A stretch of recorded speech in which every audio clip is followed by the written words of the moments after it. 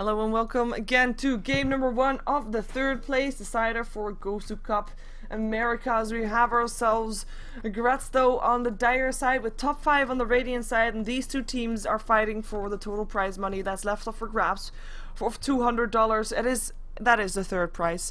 After this best out of 3, we'll be seeing the finals to decide which one will be taking the $500 and which one will be taking the $300 that are reserved for the number 1 and number 2. For this game, I was actually expecting to have an aggressive tri-lane. It looks like I was wrong though, or at least not the aggressive tri-lane I was expecting. It will be Shadow Demon played by Broccoli Dota. He is going to be supporting together with Merce Glacius, and looks like Merce is going to be going towards that top lane, perhaps where Slicer is going to be on the Gyrocopter. Mid lane is reserved for Azerty, who is going to be playing the Queen of Pain. And on the bottom lane is going to be Fan of Soyeon playing the Weaver. So let's see if this is indeed going to be an aggressive tri-lane. Looks like it is. Aggressive tri-lane with a Weaver is not something that you see every day. I was personally expecting an aggressive tri-lane with the Gyrocopter and these two, but it looks like I was wrong. And I love to be stand corrected, because that means that it's not all standard. That means that we're going to see Weaver on an aggressive tri-lane. It's something that we don't see every day, so it's quite interesting to see. As we look on the bottom lane of the Radiant side, where we see the Faceless Void farming here, this time not on a lone druid, but we'll be playing the Faceless Void, a name I can't pronounce, so I can't really introduce him to you. Reed Shanks will be playing the Undying, helping out as a support there, together with Smiley Face, who will be playing the Rubik this game, up against that aggressive tri-lane. I mean, the defense is there. There will be telekinesis just in case someone goes on someone. There will be decays at the same time from the opponent team. There's disruptions and impales, which is quite difficult to deal with. But I mean, they're with the Weaver. Weaver is a great hero, don't get me wrong. He's a great hero on a safe lane. But if you're gonna play him in an aggressive tri-lane, he is taking a lot of damage, as in he is a fairly squishy hero. He did pick up a ring of protection, so that will definitely help out, but it's not gonna be an ideal situation at all. We'll have Fly on the Bat Rider up against the Queen of Pain. Look at this harassment already going through 8 stacks. Oh, Fly. Oh, this first blood. Boom.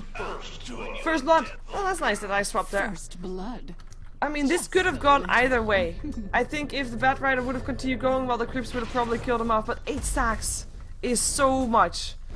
But the first blood went towards the Queen of Pain. In the meantime, a kill on the top lane as well, where Gyrocopter was able to pick up the Dark Sphere.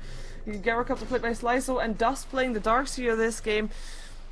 And he just died. I mean, that's the Rocket Barrage for you, level 2 even.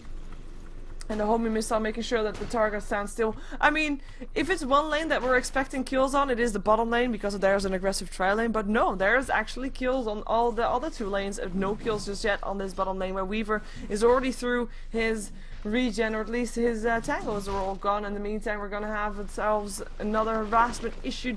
This time it's Gyrocopter forced away from Dust here, who's managed to get level 2. I mean, he won't be able to creep skip. It will be a bit too difficult for him, but he will be able to get experience as well. As Fly is going to be trying to go for a bit of harassment again on the Queen of Pain. Look at that turn rate. Even with 1 stack, it's just so annoying to deal with that. Mana burning being annoying for the Rubik. No more telekinesis to save someone's life if needed. But again, Weaver, he got himself some tangos from a teammate though, so that helps out. And he actually is going to go creep skipping. Nice one for him. Has to be careful though. I mean, 1 rocket will kill him off at some point, so he has to be very careful. In the meantime, looks like Undying slightly out of position. There goes an Impale. They're going to try to make use of this one. Is there going to be disruption? Yes, there is. Is there a level 2? No Soul Catcher just yet. Weaver pushes his way through, and that's a kill going the way of Fan of Soyeon. Oh, can they get a Faceless Void? Nah, they can't. Time walk away. Nice kill going the way of Grats Tho, as that was a pretty, well, a pretty calm kill, I have to say. It looked to be a pretty calm kill. As we have got the Bat Rider picking up an Illusion Rune, going back towards the middle lane though, trying to stop that Queen of Pain from farming. Queen of Pain is level 5. Let's see if he's gonna go for that Sonic Wave at level 6. That's usually an indication if he's gonna go aggressive early on, or if he's just gonna continue farming a bit more.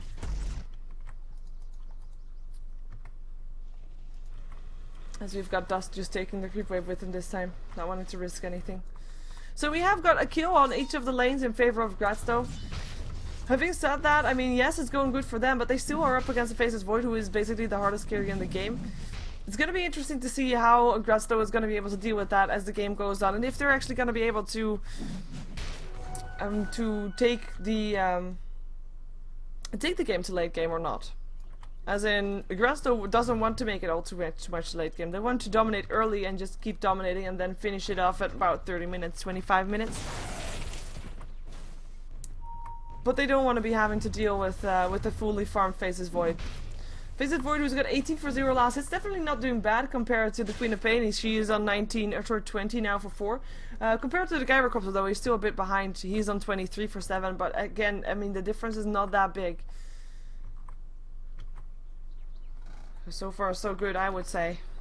Considering he's up against an aggressive Trilon and is still getting that farm. He's out of regen as well though, but will be able to pick up a Ring of Health. Does do so. Soul Catcher, Impale, Disruption. He can be time walking himself away though, or can he not? Oh, trouble!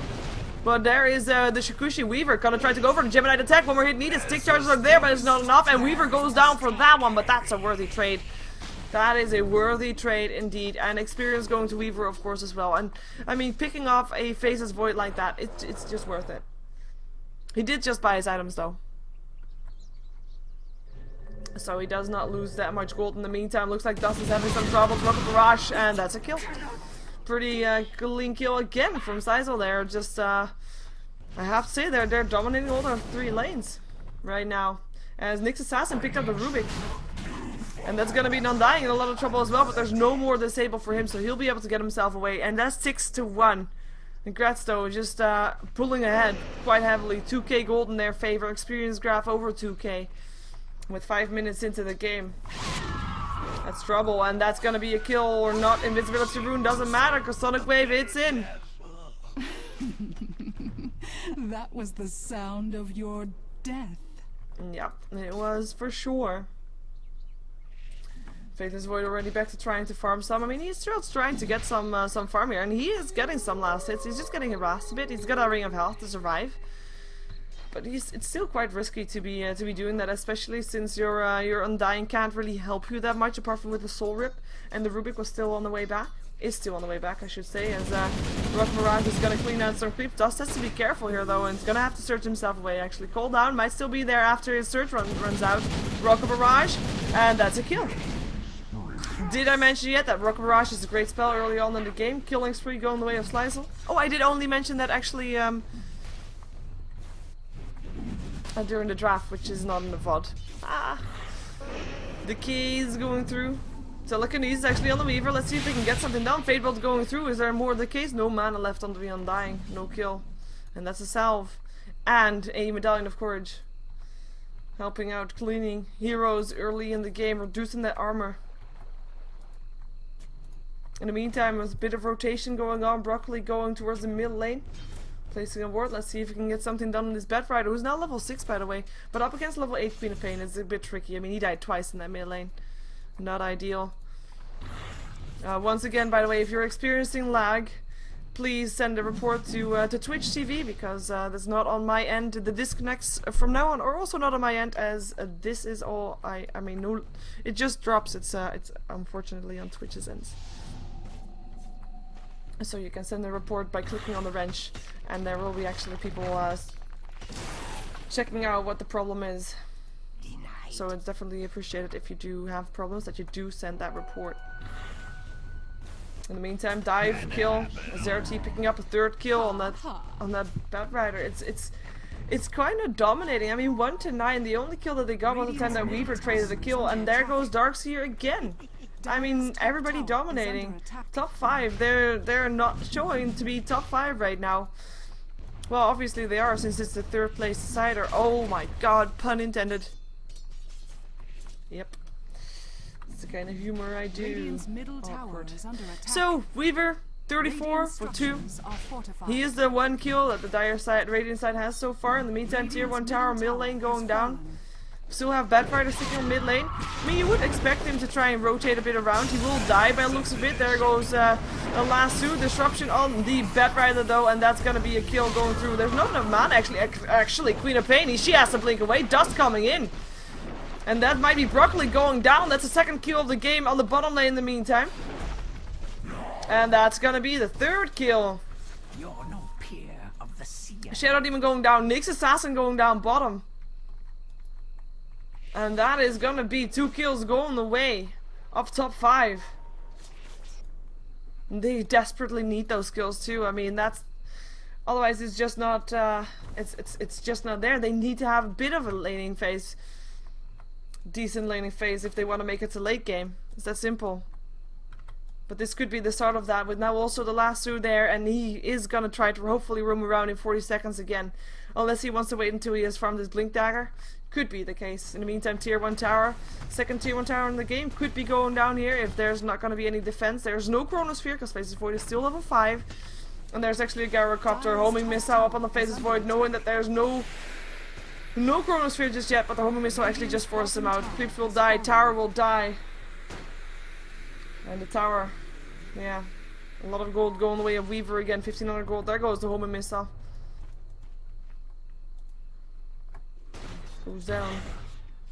But they just can't farm. I mean, if it's one thing that a Faceless Void needs, it's farm.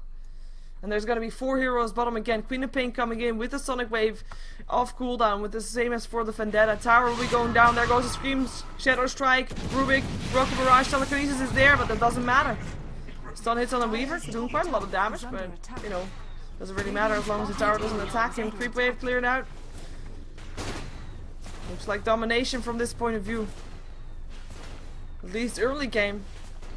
Must remember though, top 5, if they make it to late game, they should be having this. 7.5k gold in favor of GT for now. Experience graph, 5k. Faceless Void, I would highly suggest for him to farm elsewhere, because this bottom lane, he's not going to get anywhere as long as there's 4 heroes here. I mean, the only one that's not there is the Gyrocopters on top, pretty low on life actually. Dust might be trying to make that change to make it on 0 life, but he's not that high on mana, so he can't really chase someone with an Iron Shell because he just doesn't have the mana. And well, I was gonna say he doesn't want to use the Soul Ring for that, but if he just wants to use it to get himself the melee Iron Shell up on the melee creep, oh, Sly's all trouble.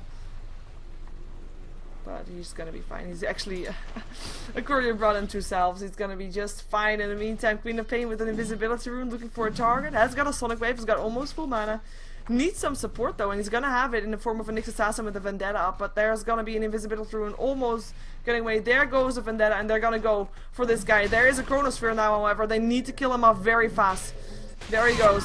Where's the Impale? There's the Impale. Where's the Sonic Wave? Blink away first, and they're actually not gonna go for it. In the meantime, Batrider managed to pick up the Gyrocopter on the top lane, who still was hanging around there. Who bought back, by the way? He just wants to be in the fights. Undying backing off, and this could be trouble for Grats Tho. I mean, yeah, they won their lanes, definitely, no doubt about that one. But if they're gonna be overextending too much, this game could be turning around so fast. Because kills early game, yeah, they're nice, lanes winning are nice, but kills later game mean more. So if they just let themselves get caught out just a bit, and that Faceless Void is still gonna be getting some farm, that could be trouble, big trouble actually. Shadow Strike up on the Batrider. Rocket Barrage could be going for the Undying, but he actually just turns around. Just the Flak Cannon hitting, and there's the Chronosphere. They need more damage though. Ticktar's going up. Disruption saving the life of the Gyrocopter, because he just bought back. If he dies again, that's more trouble. Call down, Sonic Wave cleans out the Undying. Cooldown doesn't hit anything anymore, and it's Faceless Void that gets himself out. Tombstone gonna get cleaned out also.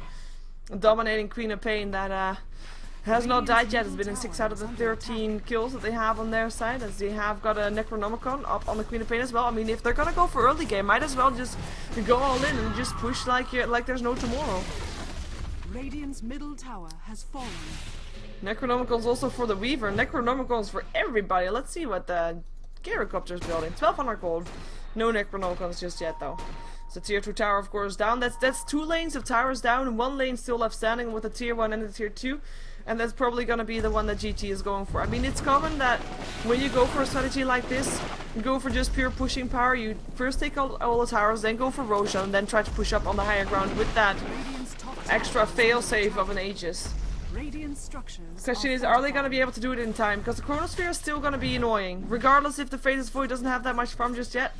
There is a lot of heroes that are annoying in that. I mean, you have got the Iron Shell and a Vacuum and a Fate Bolt and,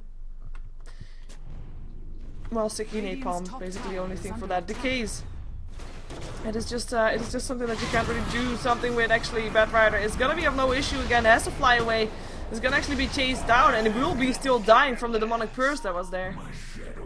And that will be a tier 2 tower as well. Question is, are they gonna still go for Roshan after this tower, or will they be going for the tier 3s? Chronosphere off cooldown still for another 15 seconds. Tower will drop. There's really nothing they can do about this. Radiant's And top tower has fallen. Faces Void is actually still not farming. Or not farming anymore. Gyrocopter sticking around even though on very low life and will be TPing home.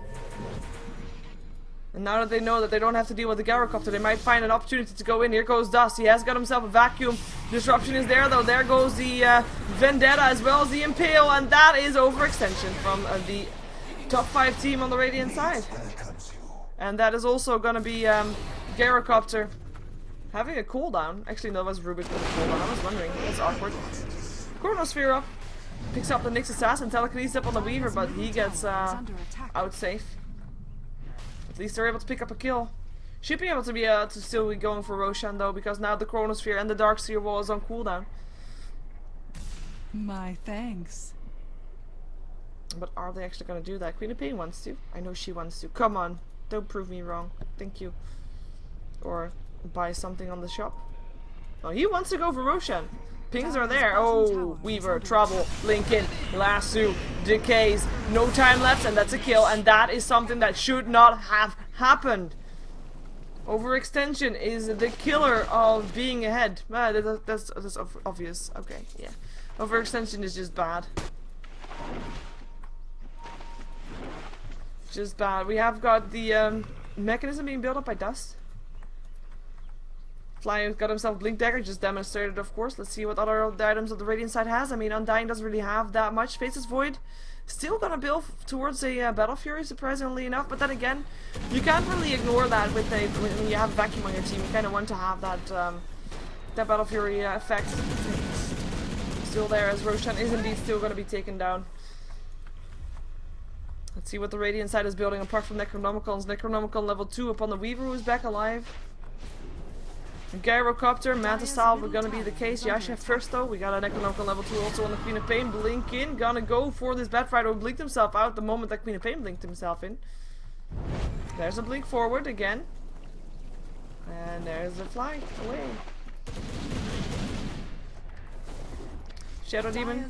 I wanna click him, but yeah, they're going for mechanism as the Radiant Courier. Ooh, that's a good pickup from that Nyx Assassin. Vendetta being used for that by the looks of it.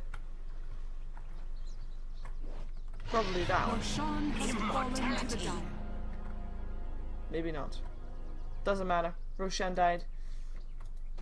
As you have big arrows being drawn on the map by Azerty. They want to go for this. They want to go for a tier 3. They are ahead. They've got all the towers. They got the Aegis. They got the failsafe. It's 1200 gold in their favor. Not as much experience, because they are splitting that evenly. Quite about evenly. And they are losing some lives left and right.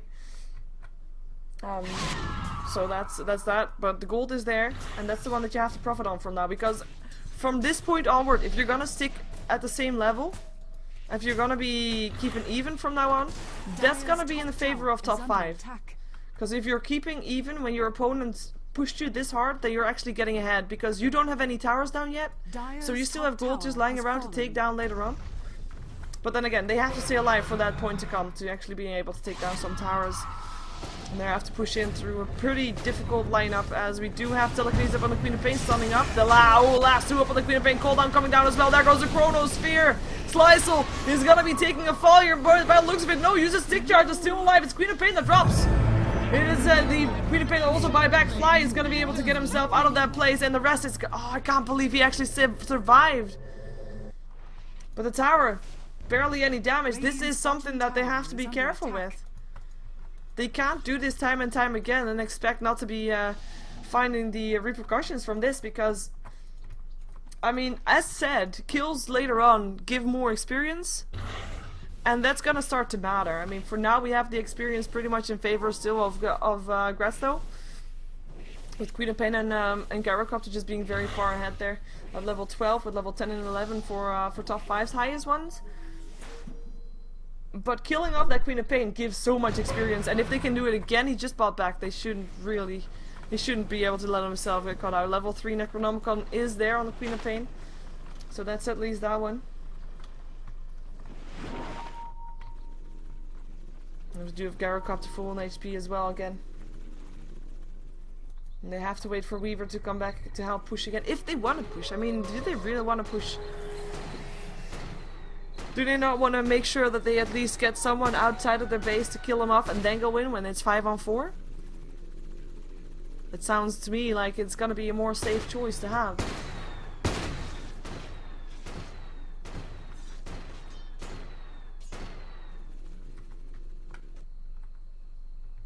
But they are gonna go for it. Weaver's still coming in at top speed, of course, with that Shikushi, so...